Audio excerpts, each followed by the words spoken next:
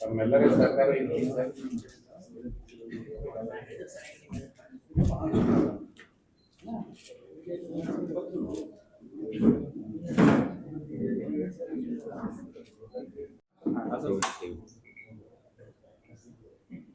ಸರ್ವರಿಗೂ ಶರಣಾರ್ಥಿಗಳು. ಸಂಗೊಳ್ಳಿ ರಾಯಣ್ಣನ ಜಾತ್ರಾ ಮಹೋತ್ಸವದ ಪತ್ರಿಕಾಗೋಷ್ಠಿಯ ವೇದಿಕೆ ಮೇಲೆ ಸಾನ್ನಿಧ್ಯರಾಗಿರುವ ಗೊಳಸಾರದ ಅಭಿನವ ಪುಂಡಲಿಂಗ ಮಹಾರಾಜರು ಕೂಡ ಭಕ್ತಿಯಿಂದ ಶರಣಾರ್ಥಿಗಳನ್ನು ಹೇಳಿ, ಮುಮ್ಮೆಟ್ಟಿಗುಡ್ಡದ ಒಡೆಯ ಅಮೋಘ ಸಿದ್ದೇಶ್ವರ ದೇವಸ್ಥಾನದ ಧರ್ಮದರ್ಶಿಗಳಾಗಿರತಕ್ಕಂಥ ಅಮ್ಮಗೊಂಡ ಮಹಾರಾಜರು ಕೂಡ ಭಕ್ತಿಯ ಶರಣಾರ್ಥಿಗಳು. ಅದೇ ತರನಾಗಿ ಉತ್ಸವ ಸಮಿತಿಯ ಅಧ್ಯಕ್ಷರಾಗಿರ್ತಕ್ಕಂಥ ಪ್ರಕಾಶ್ ಜಾಲಗೇರ್ ಅವರ ಆದಿಯಾಗಿ ಈ ಪತ್ರಿಕಾಗೋಷ್ಠಿಯ ವೇದಿಕೆ ಮೇಲೆ ಆಸೀನರಾಗಿರುವ ಎಲ್ಲ ಸರ್ವ ಸದಸ್ಯರು ಕೂಡ ಭಕ್ತಿಪೂರ್ವಕ ಶರಣಾರ್ಥಿಗಳು. ಹಾಗೆ ಈ ಕಾರ್ಯಕ್ರಮಕ್ಕೆ ಮೆರುಗು ತರಲು ಆಗಮಿಸಿರ್ತಕ್ಕಂಥ ಎಲ್ಲ ಪತ್ರಿಕಾ ಮಾಧ್ಯಮ ಮಿತ್ರರು ಕೂಡ ಭಕ್ತಿಪೂರ್ವಕ ಶರಣಾರ್ಥಿಗಳು. ಬಹುತೇಕ ವಿಜಯಪುರದ ಮಹಾನಗರದಲ್ಲಿ ಇದೇ ಆಗಸ್ಟ್ 23ನೇ ತಾರೀಕಿನಂದು ಒಂದು ಐತಿಹಾಸಿಕವಾಗಿರ್ತಕ್ಕಂಥ ಕಾರ್ಯಕ್ರಮಕ್ಕೆ ನಾವೆಲ್ಲರೂ ಕೂಡ ಸಾಕ್ಷಿ ಆಗೋಣ ಅನ್ನೋಂಥ ಉದ್ದೇಶಕ್ಕಾಗಿ ಒಂದು ಪತ್ರಿಕಾಗೋಷ್ಠಿಯನ್ನು ನಾವು ಕರೆದಿದ್ವಿ. ರಾಯಣ್ಣ ಉತ್ಸವ ಸಮಿತಿ, ಸಂಗೊಳ್ಳಿ ರಾಯಣ್ಣ ಉತ್ಸವ ಸಮಿತಿ ವಿಶೇಷವಾಗಿ ಒಂದು ಯುವಕರ ತಂಡವನ್ನು ಕಟ್ಟಿಕೊಂಡು ಬಹುತೇಕ ಎಲ್ಲ ತಾಲೂಕುಗಳಿಗೂ ಎಲ್ಲ ಜಿಲ್ಲೆಗಳಿಗೂ ಒಂದು ಭೇಟಿಯನ್ನು ಕೊಟ್ಟು ಎಲ್ಲ ಯುವಕರುಗಳನ್ನು ಸಂಘಟನೆ ಮಾಡಿಕೊಂಡು ಒಂದು ವಿಶೇಷವಾಗಿರತಕ್ಕಂಥ ನಾಡಿನಲ್ಲೇ ಆ ರಾಯಣ್ಣ ಅಂದಾಕ್ಷಣ ಎಲ್ಲರ ಯುವಕರ ಮೈ ಮನವು ಕೂಡ ರೋಮಾಂಚನ ಆಗುವಂಥ ಒಂದು ದಿವ್ಯ ಶಕ್ತಿ ಇರತಕ್ಕಂಥ ಪುಣ್ಯಾತ್ಮ. ನಾವೆಲ್ಲರೂ ಕೂಡ ಆತನ ಇತಿಹಾಸವನ್ನ ಪ್ರತಿಯೊಬ್ಬರು ಕೂಡ ಅರ್ಥಕೊಂಡಿರ್ತಕ್ಕಂಥವ್ರು. ಇವತ್ತಿನ ಯುವ ಪೀಳಿಗೆಗೆ ಅಂತ ಪುಣ್ಯಾತ್ಮನ ಇತಿಹಾಸ, ಅಂತ ಪುಣ್ಯಾತ್ಮನ ಯಶೋಗಾಥೆಯನ್ನ ಹೇಳುವಂಥದ್ದು ಬಹಳ ಅವಶ್ಯಕತೆ ಇರೋ ಕಾರಣಕ್ಕಾಗಿ ಆತನಲ್ಲಿರ್ತಕ್ಕಂಥ ದೇಶ ಪ್ರೇಮ, ಆತನಲ್ಲಿರ್ತಕ್ಕಂಥ ಒಂದು ಶೌರ್ಯ, ಆತನಲ್ಲಿರ್ತಕ್ಕಂಥ ಎಲ್ಲರನ್ನೂ ಪ್ರೀತಿಸುವಂಥ ಮನೋಭಾವ ಎಲ್ಲ ಯುವಕರ ಮೇಲೆ ಕೂಡ ಬರಲಿ ಅನ್ನುವಂಥ ಉದ್ದೇಶಕ್ಕಾಗಿ ಒಂದು ವಿಶೇಷ ಕಾರ್ಯಕ್ರಮಕ್ಕೆ ನಾವೆಲ್ಲರೂ ಕೂಡ ಮುನ್ನೋಟ ಆಗ್ಲಿಕ್ಕತ್ತಿದ್ದೀವಿ.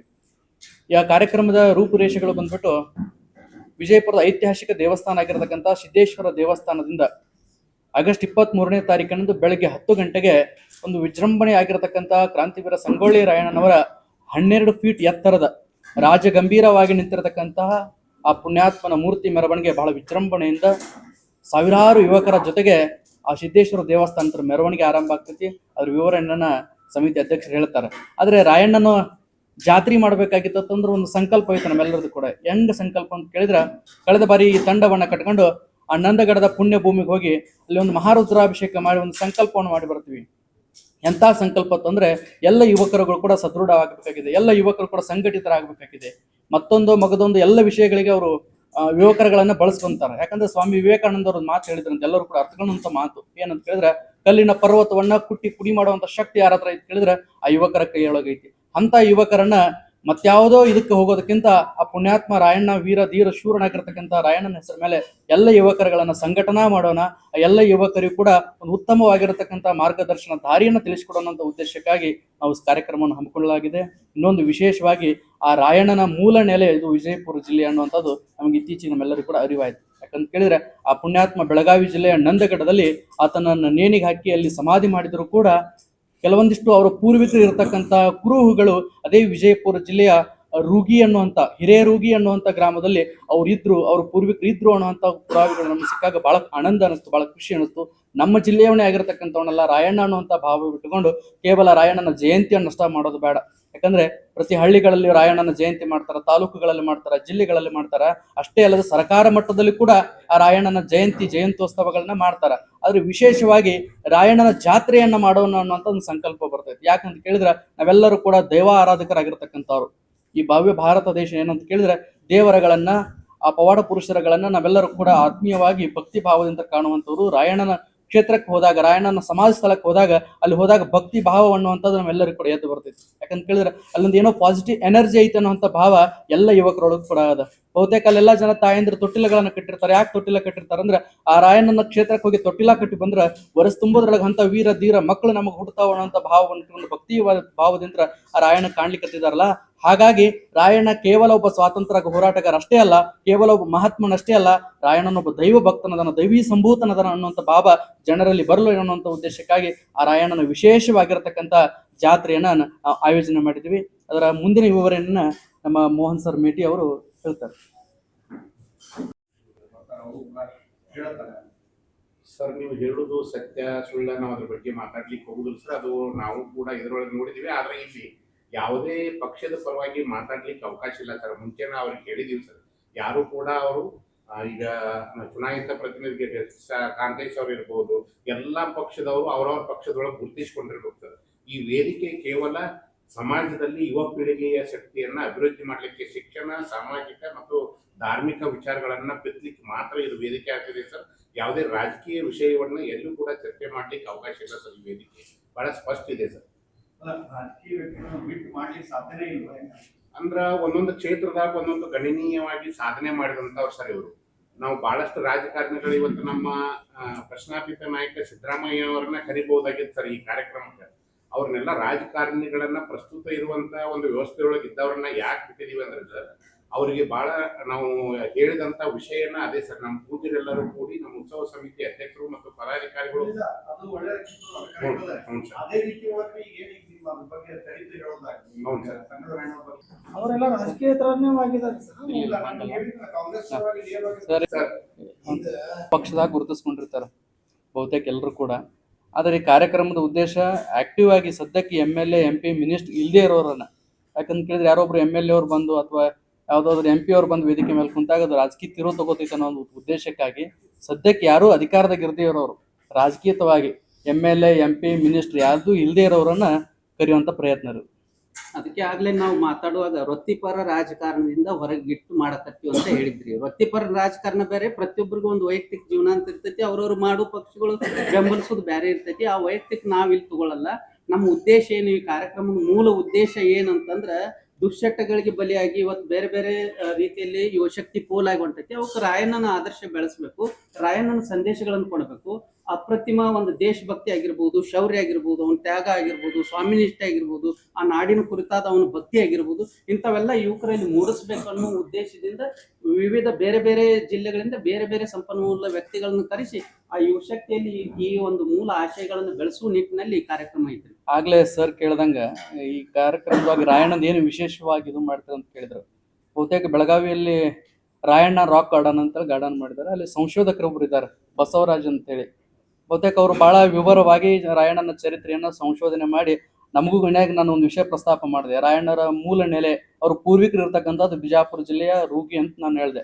ರೂಗಿ ಹೋಗಿ ಅಲ್ಲಿ ಅವ್ರ ಬೆಳಗಾವಿಯಲ್ಲಿ ಅವ್ರ ಹಿರಿಯರು ನಿಂತಾಗ ರೋಗಣ್ಣವರು ಅಂತ ಕನ್ವರ್ಟ್ ಆಗಿದ್ದು ಇತಿಹಾಸದಲ್ಲಿ ಅವ್ರು ಬರೆದಿದ್ರು. ಅವ್ರನ್ನ ಕರೆಸಿ ಸಾಧ್ಯ ಆದಷ್ಟು ಅವರಿಂದಲೂ ಕೂಡ ಜನರಿಗೆ ಅವ್ರ ಇತಿಹಾಸದ ಅರಿವಾಗ್ಲಿ, ಅವ್ರು ಸಂಶೋಧನೆ ಮಾಡಿ ಇಟ್ಕೊಂಡಿದ್ದಾರೆ, ಪುಸ್ತಕಗಳನ್ನು ಇಟ್ಕೊಂಡಾರ. ಅವರಿಂದ ಪುಸ್ತಕಗಳನ್ನು ಕೂಡ ಅಲ್ಲಿ ಬಂದಿರತಕ್ಕಂತ ಜನರಿಗೆ ಆಗಿರ್ಬೋದು, ಗೆಸ್ಟ್ಗಳಿಗೆ ಕೊಡುವಂತ ಕೆಲಸ ಮಾಡ್ತಿರ್ತೀವಿ. ಅದು ಇಲ್ಲಿ ಹತ್ತಿರಕ್ಕೆ ನಾಗಟನ್ ಅಂತ ಬರ್ತಲ್ರಿ ಬಿಜಾಪುರದ, ಅದು ಮೂಲ ಊರು. ಅವ್ರ ಪೂರ್ವಿಕರದು ರಾಯಣ್ಣನ 3ನೇ ತಲೆಮಾರಿನ ಊರಿದು ಹತ್ತಿರಕ್ಕೆ ನಾಗಟನ. ಅಲ್ಲಿಂದ ಅವರು ಮನೆದೇವರು ರೂಗಿ ಜಟ್ಟಿಂಗರಾಯ. ಈ ಮನೆದೇವ್ರ ಊರೊಳಗೆ ಬಂದಿದ್ದು ಇಲ್ಲಿಂದ ಭೀಮಾ ನದಿ ದಾಟಿ ಮಹಾರಾಷ್ಟ್ರಕ್ಕೆ ಹೋಗ್ತಾರ. ಮಹಾರಾಷ್ಟ್ರದಿಂದ ಬೆಳಗಾವಿಗೆ ಬರ್ತಾರ. ಬೆಳಗಾವಿಯಿಂದ ಮಲಪ್ರಭಾ ನದಿ ದಂಡೆ ಸಂಗೊಳ್ಳಿ ಅನ್ನೋ ಊರ, ಅಲ್ಲಿ ಸಂಗಮೇಶ್ವರ ದೇವಸ್ಥಾನ, ಅಲ್ಲಿ ಬಂದು ನೆಲೆ ನಿಲ್ತಾರ. ಅಲ್ಲಿ ಬಂದಾಗ ಪ್ರತಿ ವರ್ಷ ಕಿತ್ತೂರು ಸಂಸ್ಥಾನದವರು ಆ ಸಂಕ್ರಮಣದ ಜಳಕ ಮಾಡಕ್ ಶ್ರಾವಣ ಮಾಸ ಪ್ಲಸ್ ಜನವರಿ ತಿಂಗಳಲ್ಲಿ ಸಂಕ್ರಮಣ ಜಳಕ ಮಾಡಕ್ ಆ ಸಂಗೊಳ್ಳಿಗೆ ಬರ್ತಿರ್ತಾರೆ, ಸಂಗಮದ ಆ ಮಲಪ್ರಭಾ ನದಿ ದಂಡೆಗೆ. ಅವಾಗ ಈ ಕುಸ್ತಿ ಏರ್ಪಟ್ಟಾಗ ಮಾತ್ರ ಈ ರಾಯಣ್ಣ ಒಬ್ಬ ಕುಸ್ತಿಪಟು ಆಗಿದ್ದ. ಅವನು ಕುಸ್ತಿ ಗೆದ್ದ ಮೇಲೆ ಅವನಿಗೆ ಬಹುಮಾನ ಕೊಡಕ್ ಹೋಗಿ ಈ ಚೆನ್ನಮ್ಮ ಮತ್ತು ಕಿತ್ತೂರು ಸಂಸ್ಥಾನಕ್ಕೆ ಸಂಪರ್ಕ ಬೆಳಿತೈತಿ ಅವ್ರಿಗೆ. ಅವಾಗ ಅವರು ಸಿಪಾಯಿಗೆ ಸ್ವೀಕಾರ ಮಾಡ್ತಾರೆ. ಗೌರವವಾಗಿ ಸ್ವೀಕಾರ ಮಾಡ್ತೀವಿ ಸರ್. ಈ ಉತ್ಸವ ಸಮಿತಿ ಉದ್ದೇಶನ ಇದು ಬರೀ ಆರಂಭ ಆಗಿ ಅವತ್ತ ಅಂತ್ಯ ಆಗೋದಿಲ್ಲ ಸರ್. ಆರಂಭ ಆಗಿ ಇದು ನಿರಂತರವಾಗಿ ಅಂತವರನ್ನ ಗುರುತಿಸುವಂತ ಕೆಲಸವನ್ನ ಮಾಡಿ ನಾವೆಲ್ಲ ಉತ್ತೇಜನ ಕೊಡ್ಲಿಕ್ಕೆ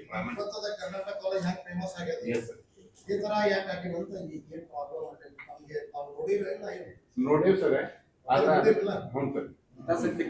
ಹಿತಾಸಕ್ತಿ ಕಡಿಮೆ ಇದೆ ಸರ್ ಈಗ. ಅದಕ್ಕೆ ಈಗ ಟೀಮ್ ಇದು ಎಲ್ಲರೂ ಈ ಟೀಮನ್ನ ಬಹಳ ಈಗ ನಮ್ಮ ಪೂಜ್ಯರು ನಿರಂತರವಾಗಿ ಎಲ್ಲಾ ಹಳ್ಳಿಗಳಿಗೂ ಕೂಡ ನಿರಂತರವಾಗಿ ಯಾವುದೇ ಕೂಡ ಅವ್ರಿಗೆ ಯಾವ್ದು ಸ್ವಾರ್ಥ ಇಲ್ಲ ಅನ್ನೋದು ಈ ಮನೋಭಾವನೆಯನ್ನ ಇಟ್ಟುಕೊಂಡು ಕೆಲಸ ಮಾಡ್ತಾ ಇದ್ದಾರೆ. ಇವತ್ತ 23ಕ್ಕೆ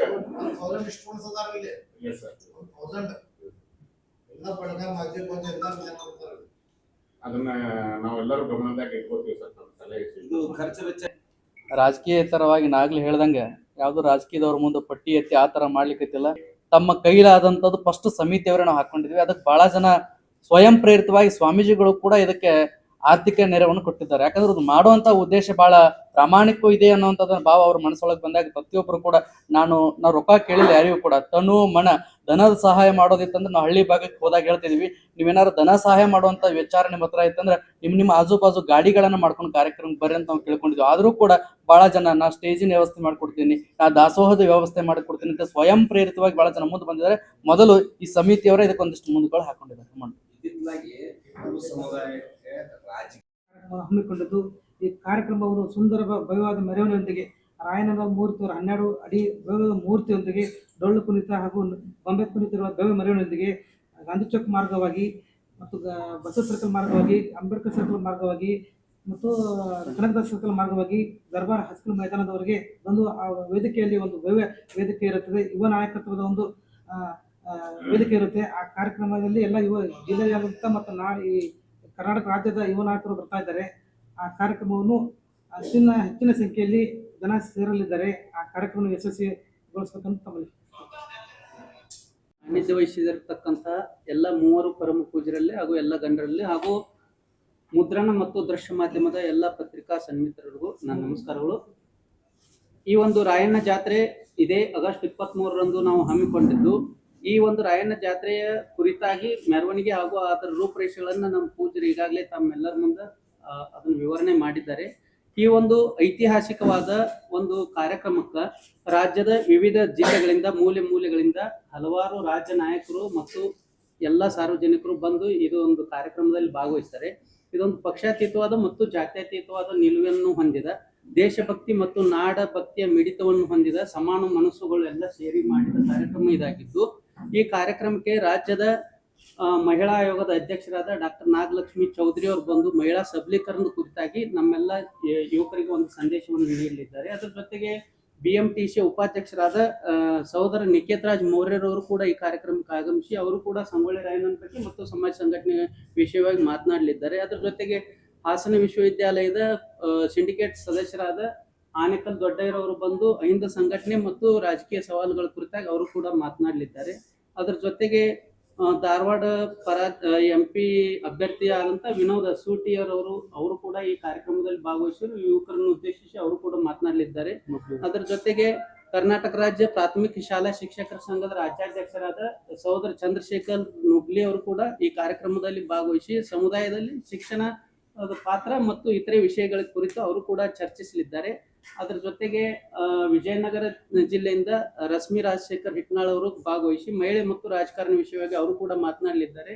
ಅದರ ಜೊತೆಗೆ ಇನ್ನೂ ಹಲವಾರು ವಿನಯ್ ಕುಮಾರ್ ಜೀಬಿರವರು ಅಂದ್ರೆ ರಾಜ್ಯದ ಎಲ್ಲ ಸ್ಪರ್ಧಾರ್ಥಿಗಳಿಗೆ KS ಮತ್ತು IAS ತರಬೇತಿ ನೀಡ್ತಿರ್ತಕ್ಕಂಥ ಇನ್ಸೈಟ್ಸ್ ಅಕಾಡೆಮಿ ಅನ್ನೋ ಒಂದು ಅಕಾಡೆಮಿ ಅಧ್ಯಕ್ಷರಾದ ವಿನಯ್ ಕುಮಾರ್ ಜೀಬಿರವರು ಸ್ಪರ್ಧಾತ್ಮಕ ಪರೀಕ್ಷೆಗಳ ಕುರಿತಾಗಿ ಮತ್ತು ಇತರೆ ವಿಷಯಗಳ ಕುರಿತಾಗಿ ಅವರು ಕೂಡ ಮಾತನಾಡಲಿದ್ದಾರೆ.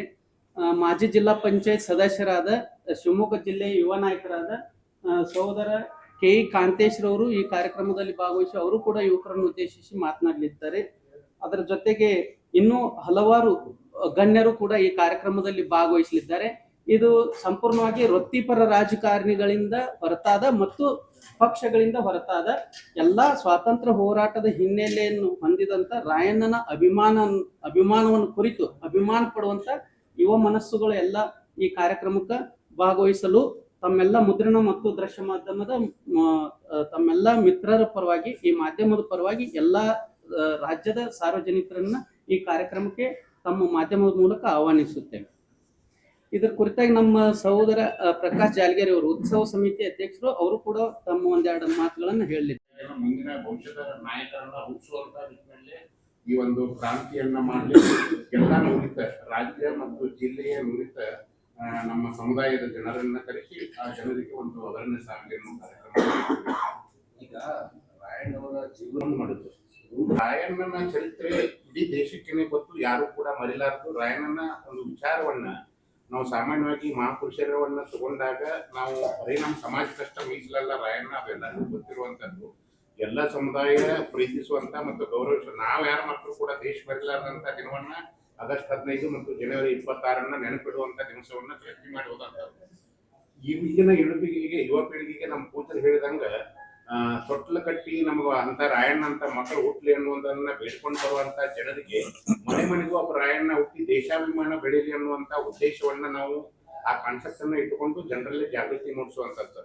ಬಹಳಷ್ಟು ಜನರು ಇವತ್ತು ಜಾತ್ಯತೀತವಾಗಿ ಪಕ್ಷಾತೀತವಾಗಿ ಈ ಕಾರ್ಯಕ್ರಮವನ್ನು ನಾವು ಎಲ್ಲೂ ಕೂಡ ಯಾರನ್ನೂ ಆಹ್ವಾನ ಮಾಡ್ಲಿಕ್ಕೆ ಹೊಂಟಿಲ್ಲ. ಈ ಪತ್ರಿಕಾ ಮುಖಾಂತರ ಅಷ್ಟೇ, ಪತ್ರಿಕಾಗೋಷ್ಠಿ ಮುಖಾಂತರ ಆಹ್ವಾನ ಮಾಡ್ತಾ ಇದ್ದೀವಿ. ಜನರ ನಿರೀಕ್ಷೆ ಮೀರಿ ಇಲ್ಲಿ ಸೇರುವಂತದ್ದನ್ನು ಇದು ಬಿಜಾಪುರದಿಂದ ಆರಂಭ ಆಗ್ತೈತೆ. ಬೇರೆ ಬೇರೆ ಕಡೆ ಎಲ್ಲ ಇತರ ರಾಜ್ಯಗಳಿಗೂ ಕೂಡ ಇದು ಸಂದೇಶ ಮುಟ್ಟಿದೆ. ಈಗೆಲ್ಲರೂ ಕೂಡ ಬಹಳಷ್ಟು ಮಂದಿ ನಾನಿ ಅನ್ನುವಂತ ಬರ್ತೀವಂತಂದ್ರೂ ಕೂಡ ಯಾವುದೇ ರಾಜಕೀಯ ವೇದಿಕೆ ಆಗಬಾರ್ದು ಅನ್ನುವಂತ ಕಾನ್ಸೆಪ್ಟ್ ಒಳಗೆ ಇದೊಂದು ಅವೇರ್ನೆಸ್ ಮಾಡ್ಲಿಕ್ಕೆ ಹೊಂಟಿದ್ದೀವಿ. ಅವ್ರಿಗೆ ಸಂಬಂಧಪಟ್ಟಂತ ಪುಸ್ತಕಗಳು ಸರ್, ಇನ್ನು ಅದನ್ನ ನಮ್ಮ ಸಾಹಿತಿಗಳು ಬಹಳಷ್ಟು ಜನ ಸಮುದಾಯದಲ್ಲಿ ಮತ್ತು ಇತರ ಸಮುದಾಯದಲ್ಲಿ ಇದ್ದಾರೆ. ಅದನ್ನು ಕೂಡ ಉತ್ತೇಜನವನ್ನು ನೀಡಲಿಕ್ಕೆ ಇದು ವೇದಿಕೆ ಆಗ್ತಾ ಇದೆ ಸರ್. ಮುಂದಿನ ದಿನಗಳಲ್ಲಿ ಅದನ್ನು ಕೂಡ ಎಲ್ಲಾ ಸ್ಕೂಲು ಕಾಲೇಜುಗಳಲ್ಲೂ ಕೂಡ ಮಕ್ಕಳಲ್ಲಿ ಒಂದು ಜ್ಞಾನವನ್ನ ಬಿತ್ತಲಿಕ್ಕೆ ಅದನ್ನ ಇದು ವೇದಿಕೆಯನ್ನ ಸೃಷ್ಟಿ ಆಗ್ತಾ ಇದೆ ಸರ್.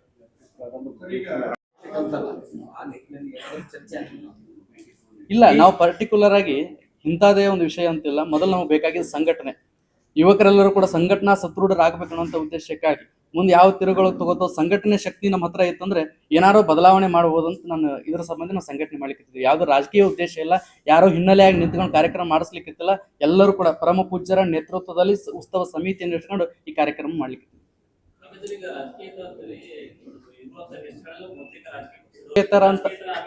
ರಾಜಕೀಯೇತರ ಅನ್ನೋಕ್ಕಿಂತ ಆಕ್ಟಿವ್ ಆಗಿ ಏನು MLA MP ಮಿನಿಸ್ಟರ್ ಇದಾರಲ್ಲ ಇವರನ್ನ ಕರೆದಿಲ್ಲ ಅಂತ ಹೇಳಿದ್ರು. ಯಾಕಂದ್ರೆ ಈಗ ಏನಾಗ್ತಾರ, ಅಲ್ಲಲ್ಲ ಸರ್, ನಾನು ಹೇಳ್ತಿರೋದು ಈಗ ಪ್ರತಿಯೊಬ್ಬರು ಕೂಡ ಅವ್ರವ್ರ ಪಕ್ಷದಾಗ ಅವ್ರ ವೈಯಕ್ತಿಕ ಅವರು ಗುರುತಿಸ್ಕೊಂಡಿರ್ತಾರ. ಆದ್ರೆ ನಾವು ರಾಜಕೀಯೇತರ ಅನ್ನೋ ಕಾರಣ ಏನಂತಂದ್ರೆ MLA MP ಮಿನಿಸ್ಟರ್ ಇವ್ರು ಇಲ್ದೇ ಇರೋರನ್ನ ಕರೆದಿರೋದು ಅಂತ ನಾನು ಹೇಳ್ತೇನೆ. ಒಂದೇ ಪಕ್ಷಕ್ಕೆ ಏನ್ ಸರ್ ನೀವು ಸಾಮಾನ್ಯವಾಗಿ ನಾವು ಹೇಳಿದಂತ ಹೆಸರನ್ನ ಗುರುತಿಸಿರಬಹುದಾ ಸರ್? ಎಲ್ಲ ಕಾಂಗ್ರೆಸ್ ಟೀಮು ಅಥವಾ ಬಿಜೆಪಿ ಟೀಮು ಅಥವಾ JDS ಟೀಮ್ ಇಲ್ಲ ಸರ್, ಅವ್ರವ್ರ ಪಕ್ಷದೊಳಗೆ ಗುರುತಿಸಬಹುದು. ನಮ್ಮದ ಬಹಳ ನಿಷ್ಠೂರವಾದಂತ ಒಂದು ನಿರ್ಧಾರ ಅಂದ್ರೆ ಅಲ್ಲಿ ಯಾವುದೂ ಕೂಡ ಪಕ್ಷದ ಪ್ರಚಾರಗಳು ಅಥವಾ ಪಕ್ಷದ ವಿಷಯಗಳು ಎಲ್ಲೂ ಕೂಡ ಚರ್ಚೆ ಆಗ್ಲಾರ್ದಂಗೆ ನೋಡ್ಲಿಕ್ಕೆ ಉತ್ಸವ ಸಮಿತಿ ಅದನ್ನ ಗಂಭೀರವಾಗಿ ಪರಿಗಣಿಸ್ತದೆ. ಅದನ್ನಂತೂ ಅವರವರ ಸಾಮಾಜಿಕ ಕ್ಷೇತ್ರದಲ್ಲಿ ಬಹಳಷ್ಟು ಕೆಲಸ ಮಾಡಿದವ್ರದಾರ ಸರ್, ಸಾಧನೆ ಮಾಡಿದವ್ರದಾರ. ಆ ಸಾಧನೆ ಮಾಡೋದ್ರ ಜೊತೆಗೆ ಅವ್ರ ಪಕ್ಷದೊಳಗೂ ಗುರುತಿಸ್ಕೊಂಡಿರ್ಬೇಕು. ಮುಂದೆ ಏನೋ ಆಗ್ಲಿಕ್ಕೆ ಅವ್ರ ಪ್ರಯತ್ನ ಪಟ್ಟಿರ್ಬೋದು. ಆದ್ರೆ ಅವರಲ್ಲಿ ಇರುವಂತ ಜ್ಞಾನವನ್ನ ನಾವು ಇತರರಿಗೆ ಹಂಚಲಿಕ್ಕೆ ಅವ್ರನ್ನ ಆಹ್ವಾನ ಮಾಡ್ತಾ ಇದ್ದೀವಿ ಸರ್. ಸಂಗೊಳ್ಳಿ ರಾಯಣ್ಣ ಉತ್ಸವ ಸಮಿತಿ ವತಿಯಿಂದ ಇವತ್ತು ಪತ್ರಿಕಾಗೋಷ್ಠಿಯನ್ನ ಹಮ್ಮಿಕೊಳ್ಳಲಾಗಿದೆ. ಇವತ್ತು ಪತ್ರಿಕಾಗೋಷ್ಠಿಯಲ್ಲಿ ಸಾನ್ನಿಧ್ಯವನ್ನ ವಹಿಸಿರುವಂತ ಗೊಳಸಾರದ ಪುಂಡಲಿಂಗೇಶ್ವರ ಮಹಾಸ್ವಾಮಿಗಳು, ಕುಡಿಜಂತಿಯ ಮಾಳಿಂಗರಾಯ ಮಹಾರಾಯರು, ಮಮ್ಮಟಗುಡ್ ಜಾಗೇರಿಯ ನಮ್ಮ ಅಮಗೊಂಡ ಮಹಾರಾಯರು, ನಮ್ಮ ಉತ್ಸವ ಸಮಿತಿಯ ಅಧ್ಯಕ್ಷರಾದಂಥ ಪ್ರಕಾಶ್ ಜಾಲ್ಗೇರಿ ಅವರು, ಪದಾಧಿಕಾರಿಗಳಾದಂಥ ಮೋಹನ್ ಮೇಟಿ ಅವರು, ನಾಗಪ್ಪಣ್ಣ ಶಿವೂರ್ ಅವರು, ರಾಹುಲ್ ಔರಂಗಾಬಾದ್ ಅವರು, ಶ್ರೀಕಾಂತ್ ಸಂಗೋಗಿ ಅವರು ಮತ್ತು ನಮ್ಮ ರಾಜು ಕಗ್ಗೋಡ್ ಅವರು, ಗುರುನಾಥ್ ಮರಡಿ ಅವರು ಮತ್ತು ರೇವಣ್ ಸಿದ್ಧ ಗೋಡ್ಕೆ ಅವರು, AP ಕಾಗವಾಡ್ಕರ್ ಅವರು ಮತ್ತು ನಾನು ರವಿ ಕಿತ್ತೂರು ಈ ಒಂದು ಪತ್ರಿಕಾಗೋಷ್ಠಿಯಲ್ಲಿ ಇನ್ನುಳಿದ ನಮ್ಮ ಎಲ್ಲ ಉತ್ಸವ ಸಮಿತಿಯ ಸದಸ್ಯರೆಲ್ಲ ಉಪಸ್ಥಿತರಿದ್ದಾರೆ. ಈ ಒಂದು ಪತ್ರಿಕಾಗೋಷ್ಠಿಗೆ ಆಗಮಿಸಿದ ಎಲ್ಲ ದೃಶ್ಯ ಮಾಧ್ಯಮ ಮತ್ತು ಬರಹ ಮಾಧ್ಯಮದ ಗೌರವಾನ್ವಿತ ಎಲ್ಲ ಬಂಧುಗಳಿಗೆ ನಮ್ಮ ರಾಯಣ್ಣ ಉತ್ಸವ ಸಮಿತಿಯಿಂದ ಸುಂದರೋದಯದ ಸ್ವಾಗತವನ್ನ ಕೋರಿ